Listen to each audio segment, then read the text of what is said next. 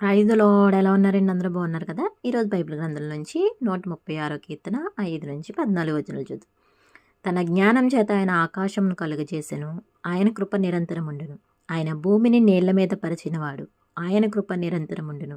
ఆయన గొప్ప జ్యోతులను నిర్మించినవాడు, ఆయన కృప నిరంతరముండును. పగటి నేలుటకు ఆయన సూర్యుని చేసెను, ఆయన కృప నిరంతరముండును. రాత్రి నేలుటకు ఆయన చంద్రుని నక్షత్రములను చేసెను, ఆయన కృప నిరంతరముండును. ఐగుప్తు దేశపు తొలిచూలును ఆయన హతము చేసెను, ఆయన కృప నిరంతరముండును. వారి మధ్య నుండి ఇశ్రాయేలును ఆయన రప్పించెను, ఆయన కృప నిరంతరముండును. చేయి చాచి తన బాహుబలము చేత వారిని రప్పించెను, ఆయన కృప నిరంతరముండును. ఎర్ర సముద్రమును ఆయన పాయలుగా చీల్చెను, ఆయన కృప నిరంతరముండును. ఆయన ఇశ్రాయేలును దాని నడుము దాటిపో చేసెను, ఆయన కృప నిరంతరముండును. దేవుడి పరిశుద్ధ వాక్యం దీవించును గాక. ఆమేన్.